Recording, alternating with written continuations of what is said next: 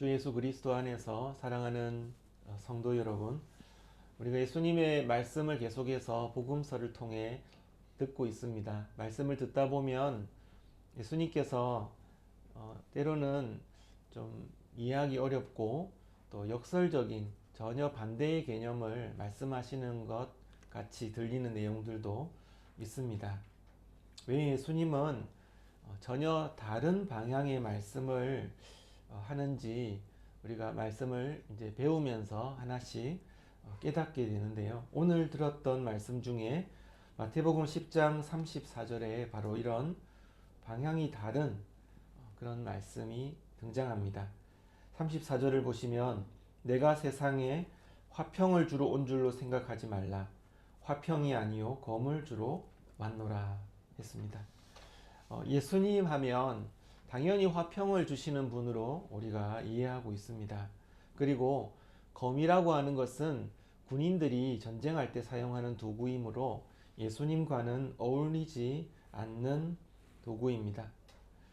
많은 사람들이 예수님을 메시아로 받아들이고 따르는 이때에 예수님께서는 땅에 평화를 주시기 위해 오신 분으로 전부 다 믿고 따르고 있었습니다. 그런데 예수님께서는 화평이 아니라 검을 주러 왔다 이런 말씀을 하시니 상당히 혼란스러웠을 것입니다.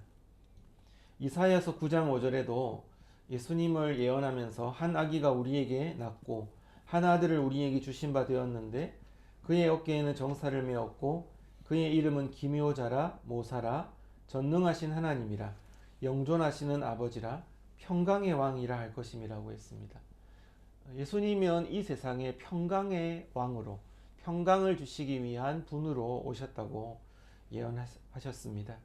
신약 성경의 기자들도 확인합니다. 요한복음 14장 27절 평안을 너희에게 끼치노니 곧 나의 평안을 너희에게 주노라. 내가 너희에게 주는 것은 세상이 주는 것과 같지 아니하니라. 너희는 마음에 근심하지도 말고 두려워하지도 말라. 평안을 주기 위해서 이 세상에 오신 예수님께서는 제자들에게도 제자들이 바깥으로 나가고 복음을 전하기 위해 다른 집으로 가면 그곳에 평안이 임하도록 평안의 복음을 전하라고도 명령하셨습니다. 평화의 왕으로 오셨고 제자들에게도 평화를 강조하신 예수님께서 왜 검을 주러 오셨다라는 말씀을 하셨을까요? 반어법으로 생각할 수도 있을 것이고 실제로는 검이 아니라 또 다른 상징적인 의미가 있을 것이다 라고도 받아들일 수 있습니다. 그리고 이 말씀을 들었던 사람들은 상당수가 혼란스러웠을 것입니다. 왜 평화의 왕으로 오신 주님께서 전혀 어울리지 않는 그런 검과 이런 칼을 주기 위해 오셨다라고 하셨을까? 예수님은 우리에게 오셨을 때에 우리에게 평화를 주시는 분이 맞습니다. 예수님이 주시는 평화는 하나님과 인간이 단절된 관계였을 때 예수께서 우리에게 오심으로 인해서 하나님과 우리가 화해할 수 있도록 모든 죄의 문제를 해결해 주시고 관계 회복을 하시는 분이기 때문에 그 사람은 예수 그리스도 안에서 하나님을 만나는 참된 평화를 맛보게 됩니다. 그런데 오늘 본문은 어떤 의미로 우리가 받아들여야 할까요? 예수님께서 한 입으로 두 말을 하시는 분이 아님을 우리는 압니다.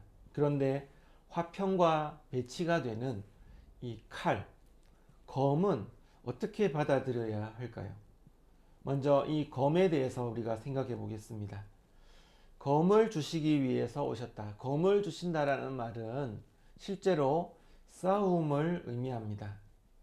검을 들고 전쟁을 하고 전투를 하는 것과 같은 의미입니다. 하지만 예수님께서는 검을 들고 싸움을 하지 말라라고 하신 적도 있습니다. 예수님께서 잡히시던 날 밤에 대제사장의 하인이었던 말고가 예수님을 붙잡았을 때 베드로가 칼을 빼어서 말고의 한쪽 귀를 잘라버립니다. 그때 예수님께서는 베드로를 나무라시면서 내 칼을 도로 칼집에 꽂으라. 칼을 가지는 자는 다 칼로 망하느니라 했습니다. 칼을 칼집에 집어넣으라고 했고, 전쟁과 투쟁을 하는 사람은 그 칼로 망하게 된다라고 했습니다. 그런데 왜 검을 주러 오셨다라고 하셨을까요? 그때그때마다 상황이 다르기 때문에 어쩔 때는 검을 써도 된다라는 뜻으로 하셨을까요? 이 말씀을 조금 더 자세히 살펴보기 위해서 34절을 한 번 더 보겠습니다. 마태복음 10장 34절 우리 다 같이 읽어보겠습니다. 시작. 내가 세상에 화평을 주러 온 줄로 생각하지 말라. 화평이 아니요 검을 주러 왔노라. 아멘. 여기 나오는 화평이라는 것은 세상 사람들이 보통 생각하는 평화주의자들이 원하는 모든 사람과 다 사이좋게 지내고 모든 사람과 거리낌이 없이 지내는 그런 안정과 그런 이제 평화, 그런 그 평화를 의미하는 겁니다. 예수님을 믿게 되면 모든 사람들과 전부 다 좋은 관계를 유지할 줄로 생각하지 말라라는 것입니다. 예수님은 그런 종류의 화평을 주러 오신 분이 아니라는 의미로 오늘 이 말씀을 지금 제자들에게 한 것입니다. 예수님은 그런 의미에서 세상에 화평을 주기 위해 온 줄로 생각하지 말라라는 거예요. 예수님이 주시는 화평이라는 것은 우리와 하나님과의 그런 관계 회복으로 주어지는 그런 평화, 그리고 하나님과의 관계가 회복되는 그 순간, 또 하나님과의 관계가 회복된 우리 옆에 있는 성도들과의 화평을 주시기 위해 오신 것이지, 세상에 있는 모든 사람들이 의미하는 그런 화평 있잖아요. 보통 모든 종교에서 말하는 평화, 전쟁이 없고 다툼이 없고 모든 사람들과 다 친밀하게 친구가 되는 그런 평화를 주기 위해 오신 분으로 오해하지 말라, 이렇게 말씀하신 것입니다. 칼을 반대하신 예수님은 정말 무력으로 이 세상과 전쟁을 하지 말라는 의미지, 예수님을 믿는다고 해서 모든 사람들과 같이 다 좋은 관계를 유지할 수는 없습니다. 그래서 예수님은 오히려 검을 주러 왔다라고 말씀하십니다. 이 검의 의미는 검투사가 상대방과 싸우기 위해서 필요한 그런 무기를 의미합니다. 투쟁을 의미합니다. 검을 주러 오셨다는 뜻은 이런 것이죠. 예수님께서 메시아로 이 땅에 임하게 하신 그 평화는 예수님만 믿고 가만히 앉아 있으면 세상 모두가 다 평화로워진다라는 그런 뜻이 아닙니다. 예수님이 가지고 오실 그 평화는 아무런 투쟁도 없고 긴장관계도 없는, 믿기만 하면 가만히 있으면 주어지는 평화로운 상태가 아닙니다. 예수님이 주시는 평화는 무엇보다도 근본적으로 세상과 하나님 사이의 관계 회복으로 주어지는 평화입니다. 그런데 이 하나님과의 관계 회복은 역설적으로는 세상과의 투쟁을 수반할 수밖에 없습니다. 왜냐하면 하나님과 세상이 원수되어 있는 상태이기 때문에 아무리 예수님을 믿는 사람이 하나님과 관계 회복을 한다 할지라도 예수님을 영접하지 않는 세상은 여전히 예수님과 적대 관계를 유지할 수밖에 없습니다. 그래서 예수님을 믿는 사람과도 이 세상은 적대 관계가 되는 것입니다. 평화의 왕을 따르는 사람과 평화의 왕을 거부하는 사람 사이에는 여전히 긴장 관계가 있고 투쟁이 일어나고 계속해서 분열이 일어날 수밖에 없습니다. 그런 의미에서 예수님은 평화가 아니라 칼을 주러 왔다라고 하신 것입니다. 예수님께서 말씀하신 검은 실제로 베드로가 사용한 그런 사람을 해치는 칼이 아니라 예수님을 믿는 자와 거부하는 자 사이에 반목과 나누어짐과 그런 투쟁을 검이라고 표현하신 것입니다. 누가복음 12장 51절에는 내가 세상에 화평을 주려고 온 줄로 아느냐? 내가 너희에게 이르노니 아니라 도리어 분쟁하게 하려 함이로라고 했습니다. 평소에 사이가 좋은 그런 가정이 있었는데 그 가족 가운데 이제 자녀가 어떤 아들이 장남이라고 하면 그 장남이 전도를 받고 교회를 가게 되었습니다. 그 집안은 유교 가정이기 때문에 장남은 당연히 부모님의 제사를 맡아 책임져야 할 사람인데 장남이 교회를 가고 또 제사상에 무릎을 꿇지 않는 모습을 보면서 그 아버지와 모든 가족들이 이제 분개하기 시작합니다. 그러면서 장남을 또 협박하기도 하고 성경책을 찢어서 휴지통에 버리기도 하고 또 교회에서 배운 찬양곡을 집에서 기타로 연주하는 그 기타를 부수고 그 아들을 교회에 가지 못하도록 감금하려고 하는 그런 분쟁이 그 가정에 임하게 되는 거예요. 이것이 바로 예수님께서 말씀하신 검의 의미입니다. 마태복음 10장 35절부터 36절에 잘 나옵니다. 내가 온 것은 사람이 그 아버지와 딸이 어머니와 며느리가 시어머니와 불화하게 하려 함이니 사람의 원수가 자기 집안 식골이라 했습니다. 불화하다라는 것은 이제 디카조라는 의미로 떨어뜨리고 이간하고 나누다 이런 뜻입니다. 잘 화합되어 있는 가정을 복음이 들어감으로 인해서 가정이 두 쪼가리가 나는 거예요. 사이 좋았던 딸과 어머니의 사이가, 사이 좋았던 며느리와 시어머니의 사이가, 아버지와 아들과의 사이가 둘로 나누어지는 그런 일들이 예수님을 믿음으로 인해서 생기는 것입니다. 그래서 보통 이제 신앙과 무관하게 가족끼리 다투는 경우가 있잖아요. 그래서 집안 식구가 원수다 이런 의미로 예수님 하신 말씀이 아니고 복음이 없는 가정에 들어가게 되면 복음으로 인해서 가정이 나뉘어지는 거예요.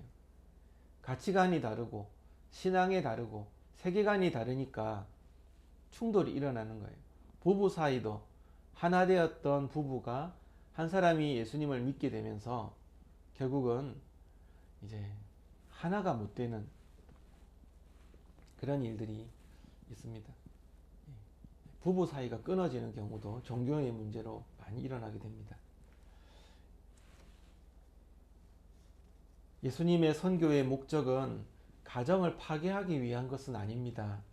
예수님이 오신 목적은 모든 가정을 다 둘로 나누기 위한 목적이 아닌데도 예수님의 이 선교의 성격상 그 집안은 분열이 오게 되는 것, 이러한 결과를 피할 수가 없는 것이죠. 안타까운 현상이지만 메시아로 오신 예수님의 그 복음에 반응한 자들과 거부한 자들 사이에서 투쟁은 자연스럽게 일어나게 됩니다. 불신 가정에서 처음 예수님을 믿는 아들이 내가 믿는 그 예수님의 말씀을 잘 지켜야겠다라고 결심을 하고 이제 집으로 돌아옵니다. 그런데 집에 와 보니까 아버지는 제사상에 무릎을 꿇으라고 합니다. 자, 이런 아들의 마음 가운데는 갈등이 생기게 될 것이죠. 내가 하나님을 믿고 예수님을 영접했기 때문에 예수님 말씀을 내가 따라야 하는 것도 알지만 낳아주시고 길러주시고 고생하시면서 뒷바라지 하신 부모님의 말씀을 거역하는 것도 참으로 마음 아픈 일입니다. 이것이 바로 두 가지의 충성심이 충돌하는 것입니다. 부모에 대한 그 자녀의 충성심이 있고 하나님께 대한 충성심이 있는데 이 두 충성심이 충돌하게 됩니다. 37절 말씀을 한번 보십시오. 다 같이 37절 읽어보겠습니다. 시작. 아버지나 어머니를 나보다 더 사랑하는 자는 내게 합당하지 아니하고 아들이나 딸을 나보다 더 사랑하는 자도 내게 합당하지 아니하며. 아멘. 예수님은 이러한 충성심의 충돌을 알고 계셨습니다. 그래서 진정한 제자는 부모와 형제 자매에 대한 애착을 택하지 말고 메시아에 대한, 그리스도에 대한 충성심을 택해야 된다라는 말씀입니다. 자칫 예수님의 이 교훈을 오해해서 예수님만 믿으면 가족은 내팽개쳐도 된다라는 것으로 그렇게 이해해서는 안 됩니다. 예수님께서는 가족에 대한 사랑을 하지 말라라는 뜻으로 이 말씀을 하신 것이 아니에요. 예수님께서 금하시는 것은 가족 사랑 그 자체가 아니라 가족에 대한 충성심이 예수님에 대한 충성심과 충돌될 때 무엇을 선택해야 되느냐 할 때 예수님의 요구, 하나님의 말씀의 요구에 충성해야 한다를 가르치고 있습니다. 그래서 부모님의 말씀을 무조건 거역하라는 뜻이 아니에요. 우리는 하나님을 사랑하고 또 이웃을 사랑하고 또 십계명에는 내 부모를 공경하라고 우리는 배웠습니다. 부모님을 잘 공경하는 것이 그리스도를 따르는 사람의 도리입니다. 그리고 자기의 가정을 돌보지 않는 사람에 대해서 불신자보다 더한 사람, 못한 사람이다라고도 합니다. 가정을 잘 돌보고 가족을 사랑하고 가족을 위해 기도하며 헌신하는 것은 당연한 일이지만 가족에 대한 충성심과 예수님에 대한 충성심이 배치되고 충돌할 때에는 하나님의 말씀을 더 따라야 한다라는 것이 오늘 예수님의 가르침입니다. 가족은 원수고 신앙에 도움이 안 되니까 버려야 한다라는 것으로 절대로 오해해서는 안 되는 내용입니다. 그래서 피는 물보다 진하다 이런 말씀 있잖아요. 피보다 진한 것이 바로 복음입니다. 복음은 무엇입니까? 예수님의 피로 우리를 사신 거예요. 예수님의 피값으로 우리의 영혼을 사시고 우리를 영원한 생명으로 인도해 주시고 구원해 주셨기 때문에 육체에 있는 혈육의 그 피보다 더 중요한 것이 우리 영혼을 살리시기 위해 흘리신 예수님의 피입니다. 그래서 복음의 그 피가 혈연보다 더 진하다라는 것을 기억하면서 우리가 물론 마음이 아플 때도 있지만 부모와의 관계 또 가족과의 관계에서의 오는 충성심의 충돌이 오더라도 예수님의 그 복음을 따라야 하고 그리고 우리 가족들도 예수님의 복음을 따라서 함께 구원을 얻고 영원한 생명을 얻을 수 있도록 우리가 기도해야 하겠습니다. 그리고 제자는 이 충성심의 충돌로 인해서 가족 사이에 분쟁을 피할 수 없음을 우리는 항상 생각해야 합니다. 또한 충성심의 충돌 가운데 더 심각한 것은 자기 자신과의 그런 자기를 사랑하는 자기에 대한 충성심도 만만치 않은 충돌이 오게 됩니다. 마태복음 10장 39절 말씀을 한번 보십시오. 같이 한번 읽어보겠습니다. 39절 시작. 자기 목숨을 얻는 자는 잃을 것이요 나를 위하여 자기 목숨을 잃는 자는 얻으리라. 아멘. 자, 목숨은 하나밖에 없습니다. 그런데 그 목숨을 잃으면 어떻게 자기의 목숨을 얻는다는 말입니까? 이순신 장군이 자기 군사들에게 한 것처럼 살고자 하는 사람은 죽고 죽고자 하는 사람은 산다 이런 의미하고는 조금 다릅니다. 그것은 이제 죽음을 두려워하면 전쟁에 진다라는 의미로 전쟁에 임할 때는 목숨 걸고 최선을 다해 싸우자라는 의미로 한 말이지 예수님의 말씀은 좀 다른 의미입니다. 나를 위하여, 예수님을 위하여 자기의 목숨을 구제할 것인가, 아니면 자기 목숨을 유지할 것인가, 아니면 버릴 것인가, 그런 갈등 속에서 자기의 목숨을 최우선으로 두는 자는 예수님을 위해 살아가는 제자가 될 수 없다라는 의미입니다. 자기를 사랑하고 자기에 대한 충성심과 예수님에 대한 그 충성심이 충돌이 일어날 때가 참 많습니다. 사람은 아무리 가르치지 않아도 태어날 때부터 자기를 사랑하는 마음이 있습니다. 그래서 성경에는 자기 자신을 사랑하라는 명령이 없습니다. 왜냐하면 굳이 가르쳐 주지 않아도 자기 자신을 사랑합니다. 그래서 자기를 사랑하지 않는 것도 문제가 있습니다. 자기를 기본적으로 모두 다 사랑합니다. 하지만 예수님보다 자기를 더 사랑하게 되면 어떻게 될까요? 자기 목숨을 잃게 됩니다. 자기 영혼을 잃어버리게 됩니다. 영원한 생명을 주시기 위해서 예수님이 오시고 제자로서 예수님을 따라가야 하는데 나의 편의와 나의 자아실현과 나의 로망을 이루기 위해서 예수님의 말씀이 방해가 되면 나 예수님 필요 없습니다 라고 해버리게 되잖아요. 그러면 그 사람에게 어떻게 구원이 임하게 되겠습니까?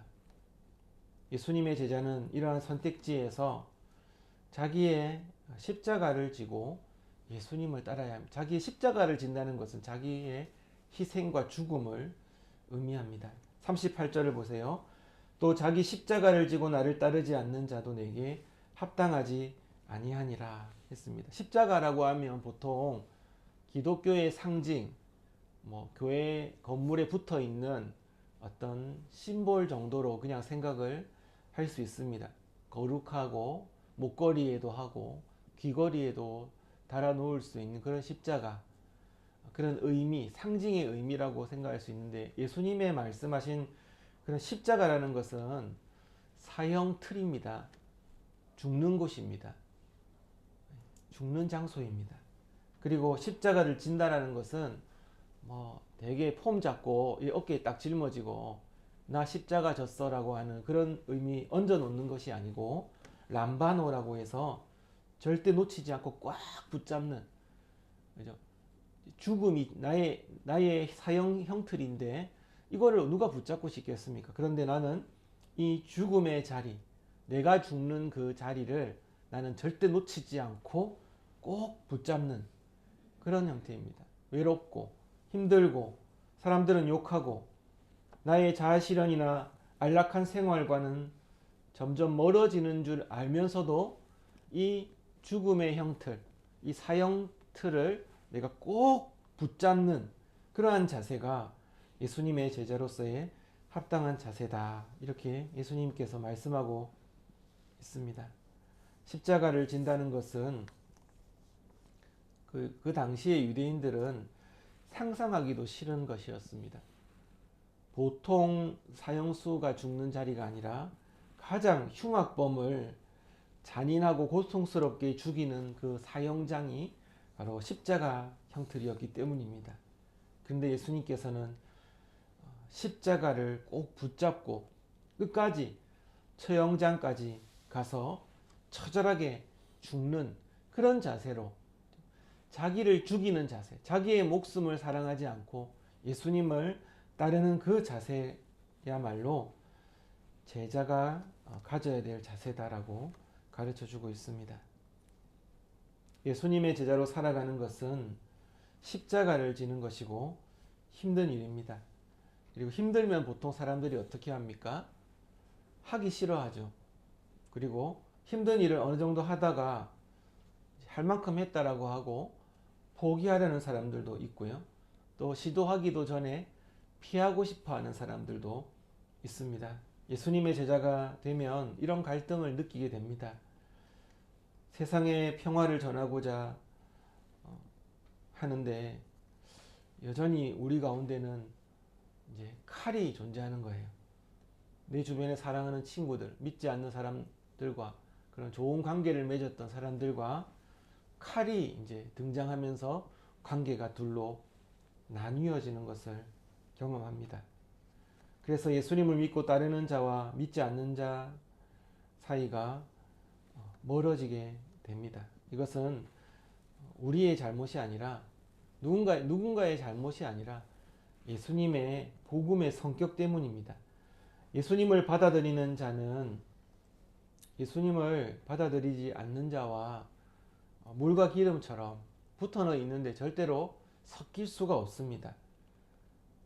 잘 섞인다면 그것은 복음이 제대로 들어가지 않은 사람이다라고 우리가 이해할 수 있습니다. 예수님의 사역이 펼쳐질 때에 분열은 피할 수 없고 감수해야 됩니다.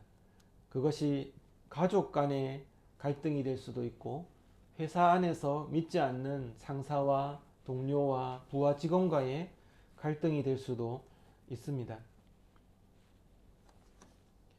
그것이 싫어서 분열이 싫고 사람들 관계가 안 좋아지는 것이 싫어서 예수님 따르는 것을 잠시 유보하고 포기한다는 것은 제자의 자격을 잃어버리는 것이라 할 수 있습니다. 이 세상에 진정한 왕이시고 주인이신 예수님을 따르는 것은 가족의 반대뿐만 아니라 세상이 주는 고난까지도 감수해야 되는 일입니다. 그리고 예수님을 위해서 고난을 받고 목숨을 잃는 것은 패배가 아닙니다. 비극적인 결론을 맞이하는 것이 아닙니다. 예수님을 위해서 고난을 받는 것은 오히려 예수님의 부활에 조금 더 가깝게 참여하고 생명을 얻는 길로 가는 것입니다. 그래서 자기의 나를 위해서 목숨을 잃는 자는 얻을 것이다 라는 것은 목숨 걸고 살면 나중에 안전해진다라는 것이 아니라 예수님께서 우리들을 부활해 주실 것을 약속하시는 것입니다.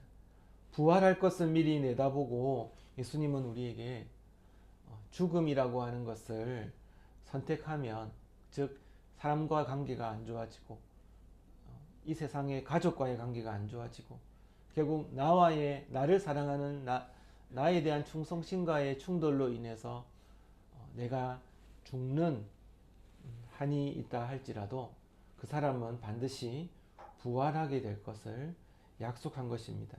예수님의 부활을 우리는 내다보고 오늘 복음 때문에 당하는 우리의 손해와 고난과 십자가도 기꺼이 받아들일 수 있어야 하겠습니다.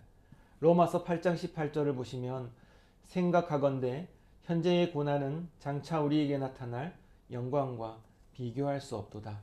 그 영광은 무엇입니까? 부활의 영광입니다.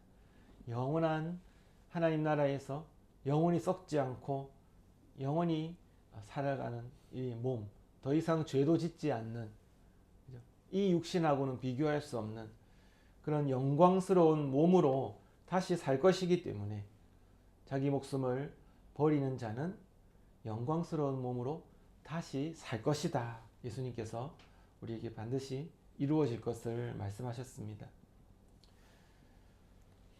제자에게는 특권이 있습니다. 어떤 특권이냐면 제자를 보내신 예수님을 대표하는 그런 특권이 있습니다. 대신 어떤 사절단이 나타나는 것은 그 왕을 대표해서 다른 나라에 가서 그 사람 왕을 대표하고 나라를 대표하는 그런 이제 특권이 있는 것처럼 제자들이 예수님을 통해서 바로 하나님을 대표하는 일을 우리는 이 땅에서 하게 됩니다. 사람들은 제자들을 어떻게 대하느냐에 따라서 그들이 상을 받을 수도 있고 또는 벌을 받을 수도 있습니다. 제자들을 선하게 대하는 사람은 바로 하나님을 선하게 대우하는 것으로 간주하여서 선지자의 상, 하늘의 상을 받게 될 것입니다. 반대로 제자들을 박해하는 사람은 하나님을 박해하는 것이 되기 때문에 하나님을 대표하는 대표자들을 괴롭혔기 때문에 그들은 하나님으로부터 상을 얻지 못하게 될 것입니다. 여러분들 예수님을 믿는 것 때문에 어떤 갈등이 있습니까? 예수님을 믿는 것 때문에 가족 간에 여러 가지 어려운 문제들이 생기고 있습니까? 예수님을 믿는 것 때문에 직장에서 왕따가 되거나 사이가 멀어지거나 투쟁이 있습니까? 예수님은 그것을 이미 다 경험하셨고 제자인 저와 여러분이 그 당하고 있는 어려움들, 그 투쟁을 이미 다 보고 계십니다. 여러분들이 예수님의 제자로서 예수님을 대표해서 이 선교의 사명을 잘 해 나가고 있다라고 예수님 생각하고 뒤에서 격려하고 또 응원하시고 또 우리 성령께서 우리를 위해서 계속해서 기도하고 계십니다. 나를 위하여 자기 목숨을 잃는 자는 얻으리라. 이 말씀을 우리 마음속에 새기면서 주님이 오시는 그날까지 제자로서의 사명을 다하는 저와 여러분 되시기 바랍니다. 힘들다고 포기하지 말고 끝까지 그리스도인으로서 가야 할 길을 잘 걸어가고 완주하여서 나중에 자기 목숨을 버리는 자가 부활의 영광의 몸을 얻게 되는 그 결승점에서 영원한 생명을 모두 다 누리시고 하나님으로부터 상을 받는 우리 모든 성도 되시기를 주님의 이름으로 축복합니다. 아멘.